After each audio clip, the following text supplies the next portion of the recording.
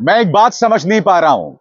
अगर कांग्रेस एक परजीवी पार्टी है, अगर राहुल गांधी बालक बुद्धि हैं, अगर कांग्रेस की कोई औकात नहीं है, अगर राहुल एक बच्चा है, तो आज प्रधानमंत्री नरेंद्र मोदी ने अपने भाषण में 99% वक्त कांग्रेस पर क्यों जाया किया?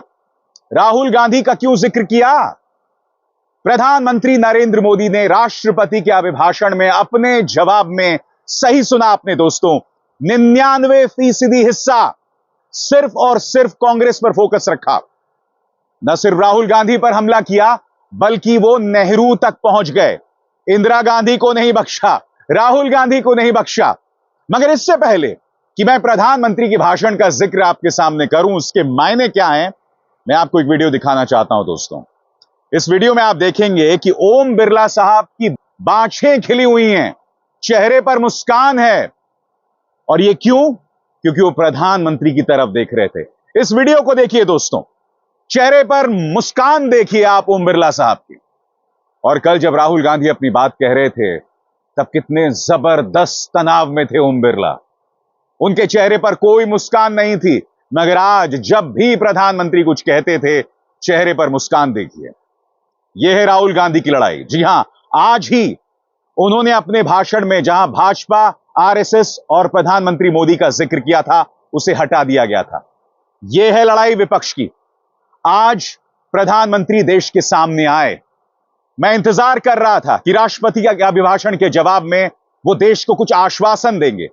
इस पूरे भाषण में सिर्फ एक बयान मुझे काम का लगा दोस्तों, जिसमें वो युवाओं को यह आश्वासन दे रहे थे कि जो नीट का पेपर लीक हो रहा है, हम उस पर सख्त कार्रवाई करेंगे।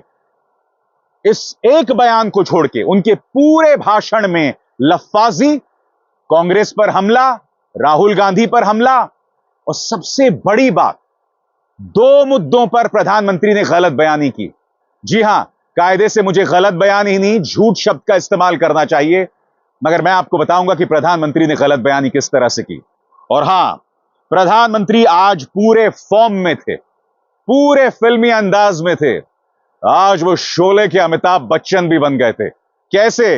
गौर कीजिए दोस्तों। कांग्रेस के नेताओं के बयानों में ये बयानबाजी ने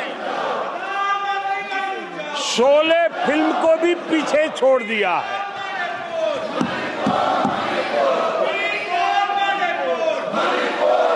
आप सबको शोले फिल्म की वो मौसी जी याद होगी। तीसरी बार तो हारे हैं, पर मौसी, ये बात तो सही है, तीसरी बार ही तो हारे हैं, पर मौसी, मोरल विक्ट्री तो है ना। 13 राज्यों में 0 सीटें आई हैं। अरे मौसी, 13 राज्यों में 0 सीटें आई हैं, पर हीरो तो है ना। अरे पार्टी की लुटिया तो दुबई है। अरे मौसी, पार्टी अभी भी सांसें तो ले रही है। मैं कांग्रेस के लोगों को कहूंगा, जनादेश को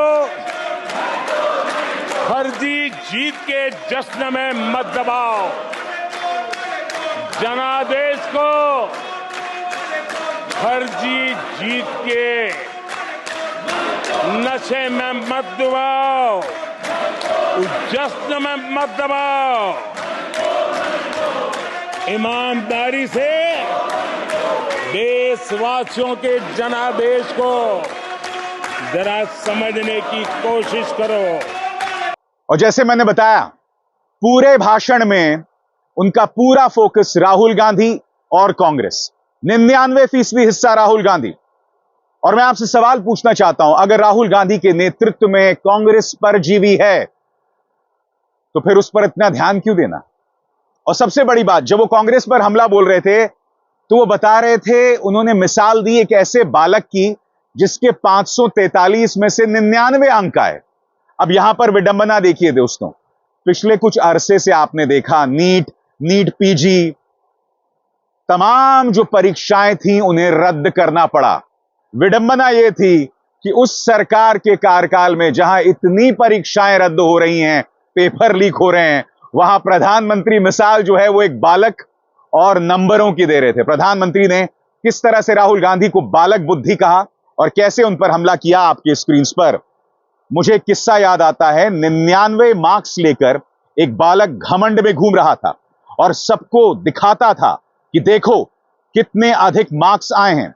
लोग भी 99 सुनकर उसे शाबाशी देते थे और हौसला देते थे। फिर उनके टीचर ने बताया कि ये 100 में से नहीं, 543 में से 99 लाया है। अब उस बालक बुद्धि को कौन समझाए कि तुमने फेल होने का वर्ल्ड रिकॉर्ड बनाया है। बड़ा प्रश्न यही दोस्तों, अगर वाकई राहुल गांधी ने फेल होने का वर्ल्ड रिकॉर्ड बनाया है तो प्रधानमंत्री नरेंद्र मोदी को अपने भाषण के 99% हिस्से में कांग्रेस पर हमला बोलने की क्या जरूरत आन पड़ी। उन्होंने देश की जनता को क्यों नहीं बताया कि अगले 5 सालों के लिए आपका क्या रोड मैप है। उस पर फोकस करना चाहिए था ना। और सबसे बड़ी बात, प्रधानमंत्री ने एक बार फिर झूठ बोला कि राहुल गांधी ने हिंदुओं का अपमान किया। और सबसे बड़ा झूठ, सबसे बड़ी गलत बयानी कि 1 जुलाई को खटाखट दिवस मनाया गया। देश की महिलाओं के साथ नाइंसाफी हुई, 8,500 महिलाओं को नहीं गए। जबकि आप जानते हैं दोस्तों, कांग्रेस का यह वादा तब का था जब वो सत्ता में आती। मगर अब ऐसा लग रहा है कि प्रधानमंत्री नरेंद्र मोदी और उनकी जो ट्रोल मशीनरी है, उनकी जबान में कोई फर्क नहीं रह गया है, कोई अंतर नहीं रह गया है। क्योंकि मैं जानता हूं भाजपा के 2 रुपल्ली ट्रोल्स इसको लेकर अक्सर कांग्रेस पर निशाना साधती है कि 8,500 रुपए कहां गए। मगर आप भी जानते हैं दोस्तों, यह वादा तब के लिए था जब कांग्रेस सत्ता में आती। देखिए प्रधानमंत्री नरेंद्र मोदी ने 8,500 पर क्या झूठ बोला आपकी स्क्रीन पर। कांग्रेस ने देशवासियों को गुमराह किया है। माताओं बहनों को हर महीने 8,500 रुपए देने का झूठ बोला। माताओं बहनों के दिल को जो चोट लगी है वो कांग्रेस को तबाह करने वाली है। ईवीएम को लेकर झूठ, संविधान को लेकर झूठ, राफेल को लेकर झूठ, बैंकों को लेकर झूठ, हर तरह का झूठ इन्होंने बोला। हौसला तो इतना बढ़ गया कि कल सदन को भी गुमराह करने का प्रयास किया। प्रधानमंत्री आप मुझे बताइए ना, आपके 1 नहीं 2 नहीं, आधा दर्जन से ज्यादा भाजपा के नेताओं ने कहा कि हम संविधान बदल देंगे। और आप बताइए, क्या आपने अपने उन नेताओं को फटकार लगाई? राजस्थान की डिप्टी चीफ मिनिस्टर है दिया कुमारी, उन्होंने कहा संविधान बदल देंगे। अरुण गोविल ने कहा संविधान बदल देंगे। अनंत हेगड़े ने कहा संविधान बदल देंगे। तो झूठ कहां से हो गया बताइए? और अब तक आपने इनको फटकार नहीं लगाई। अब तक जेपी नड्डा ने इन्हें बुलाकर कुछ नहीं कहा। मगर आप अपनी तरफ से गलत बयानी कर रहे हैं। संविधान को लेकर क्षमा कीजिएगा प्रधानमंत्री, अगर किसी ने गलत बयानी की है तो वो बीजेपी ने, और अब आप कर रहे हैं। सबसे शॉकिंग बात, आप 8,500 का जो राग अलाप रहे हैं, यह तब के लिए है जब कांग्रेस सत्ता में आएगी।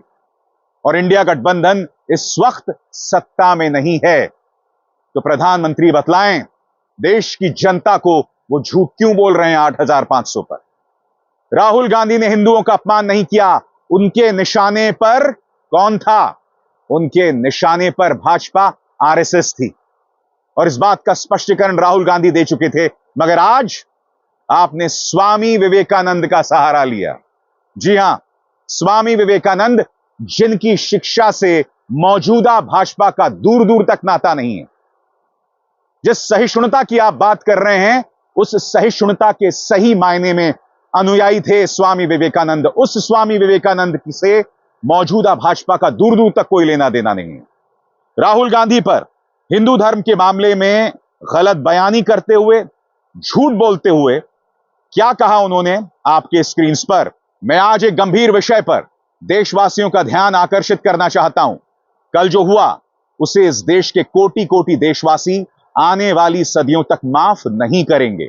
131 साल पहले स्वामी विवेकानंद ने शिकागो में कहा था, मुझे गर्व है कि मैं उस धर्म से आता हूं जिसने पूरी दुनिया को सहिष्णुता और वैश्विक स्वीकृति सिखाई है।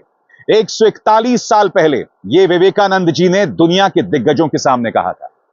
तो मुझे बताइए ना प्रधानमंत्री, जब आपके पार्टी के नेता टी राजा या हेमंत बिस्व शर्मा दूसरे धर्म के लोगों को गाली देते हैं, मां बहन की गालियां देते हैं, तब आप क्यों खामोश हो जाते हैं? साध्वी प्रज्ञा 5 साल तक आपकी सांसद थी, लगातार वो अनर्गल बातें करती रहीं, आप खामोश रहे। इस देश के सबसे बड़े संत को आपके पार्टी से जुड़े संगठन यानी महात्मा गांधी को गाली देते रहे और गोडसे का महिमा मंडन करते रहे।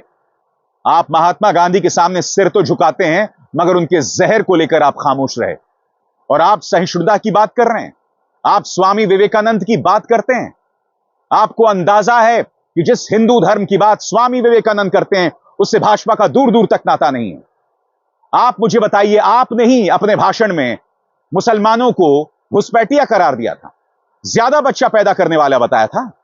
आपने बाकायदा अपने भाषणों के जरिए एक भीड़ खड़ी की है उनके खिलाफ। बताइए, आपके मुख्यमंत्री आदित्यनाथ क्या बयान देते रहे मुसलमानों के बारे में? आप सहिष्णुता की बात कर रहे हैं, आप स्वामी विवेकानंद की बात कर रहे हैं। माफ कीजिएगा प्रधानमंत्री, आपका और स्वामी विवेकानंद की जो शिक्षाएं हैं, जो उनकी शिक्षा है, उससे दूर दूर तक कोई नाता नहीं है। भाजपा का उससे दूर दूर तक कोई नाता नहीं है। बाज आए भाजपा इस तरह की अनर्गल बातें करने से। और जिस राहुल गांधी को आप बार बार बालक बुद्धि कर रहे थे, एक तो साफ तौर पर विरोधाभास, पहले आप उन्हें बालक बुद्धि बताते हैं, मजाक बनाते हैं, और फिर आप कहते हैं कि बालक बुद्धि को नजरअंदाज ना करें, यह खतरनाक है। पहले फैसला तो कर लीजिए प्रधानमंत्री कि बालक बुद्धि को गंभीरता से लेना है या नहीं लेना है। करना क्या है प्रधानमंत्री, यह तो बताइए। सुनिए क्या कहा प्रधानमंत्री ने। कल जो हुआ उसे गंभीरता से लिए बिना हम संसदीय लोकतंत्र की रक्षा नहीं कर पाएंगे। अब बालक बुद्धि कहकर इन हरकतों को नजरअंदाज नहीं किया जाना चाहिए। इसके पीछे इरादे नेक नहीं है, गंभीर खतरे के हैं। बताइए ना प्रधानमंत्री, अगर यह बालक बुद्धि है तो कल राहुल गांधी के भाषण में आप उठ गए, अमित शाह उठ गए। अमित शाह संरक्षण की मांग कर रहे थे लोकसभा अध्यक्ष से, लोकसभा अध्यक्ष उठ गए, किरण रिजिजू उठ गए, शिवराज सिंह चौहान, राजनाथ सिंह। अगर यह बालक बुद्धि है तो इतनी गंभीरता से क्यों लेती है भाजपा? जब राहुल गांधी एक भाषण देते हैं तो तमाम जो मंत्री हैं वो क्यों मैदान में उतर जाते हैं? और सबसे बड़ी बात, अगर यह बालक बुद्धि है तो राहुल गांधी के खिलाफ झूठ का सहारा क्यों प्रधानमंत्री? जिस दिन से राहुल गांधी ने भारत जोड़ो यात्रा शुरू की है, उस दिन से लेकर अब तक राहुल गांधी के बारे में झूठ, यह झूठ बोलना कि उन्होंने स्वामी विवेकानंद का सम्मान नहीं किया जबकि वो शीश झुकाकर गए थे, लगातार झूठ बोलते रहना, कुछ भी कहते रहना, न्याय यात्रा के बारे में गलत बयानी करना, और सबसे बड़ी बात प्रधानमंत्री, आपने कांग्रेस के घोषणा पत्र के बारे में चुनावों के दौरान झूठ बोला। अगर कोई बालक बुद्धि है, अगर कोई परजीवी है, अगर किसी को गंभीरता से नहीं लेना है, तो आखिर क्या वजह है कि आप तर्कों पर जवाब नहीं दे रहे हैं? तो आखिर क्या वजह है कि आपको अतीत के मुर्दे उखाड़ने पड़ रहे हैं? उन कब्रों में जाकर उन मुर्दों को उखाड़ना पड़ रहा है, आपको नेहरू का सहारा लेना पड़ रहा है। आज भी बाबा साहब अंबेडकर को महान स्थापित करने के लिए आपने नेहरू पर हमला बोला, जबकि आपकी पार्टी संविधान को बदलने की बात करती है। आपकी पार्टी के कई नेता बाबा साहब अंबेडकर के बारे में कई बार कथित तौर पर अपमानजनक बातें करते हैं। ऐसी ढेरों मिसालें हैं प्रधानमंत्री, आप उससे कैसे बच सकते हैं? सबसे बड़ी बात, इस देश की माइनॉरिटीज के खिलाफ जहर उगलने को मुख्य धारा का हिस्सा बना दिया गया है। आपका पालतू मीडिया लगातार वो जहर उगलता है। मैं आपसे सवाल पूछना चाहता हूं, इस मुद्दे पर आप खामोश क्यों हैं? और कई बार आप उसे बढ़ावा देते दिखाई देते हैं। हां, विपक्ष से मेरी एक शिकायत है, आज जब प्रधानमंत्री भाषण दे रहे थे तो लगातार नारेबाजी चल रही थी। मुझे ऐसा लगता है कि प्रधानमंत्री के भाषण के दौरान नारेबाजी नहीं होनी चाहिए। और हां, राहुल गांधी को एक नसीहत, प्रधानमंत्री ने एक नहीं दो बार आपके बारे में, कांग्रेस के बारे में गलत बयानी की। एक 8,500 वाली योजना, दूसरा हिंदुओं के अपमान। आपको इसे चैलेंज करना चाहिए था। जैसे कल प्रधानमंत्री खड़े हो गए, हालांकि आत्मविश्वास की कमी थी, तो मुझे लगता है कि जब भी प्रधानमंत्री ऐसी गलत बयानी करें तो विपक्ष के नेताओं को उठकर उसे चैलेंज करना चाहिए। यह बहुत जरूरी हो जाता है। आपकी आवाज को वैसे ही दबाया जा रहा है, जो एक हकीकत है। आपके बयानों को एक्सपंज किया जा रहा है। इससे पहले राहुल गांधी के बयान को, उनके भाषण को 19 जगह से नोच दिया गया था और कल के भाषण को भी, जो अहम हिस्सा है, उसे नोच दिया गया है।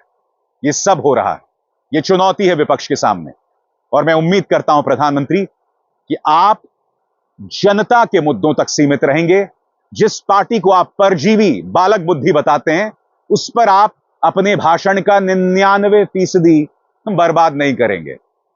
अभिसार शर्मा को दीजिए इजाजत। नमस्कार। स्वतंत्र और आजाद पत्रकारिता का समर्थन कीजिए, सच में मेरा साथी बनिए। बहुत आसान है दोस्तों, इस ज्वाइन बटन को दबाइए और आपके सामने आएंगे ये 3 विकल्प। इनमें से एक चुनिए और सच के इस सफर में मेरा साथी बनिए।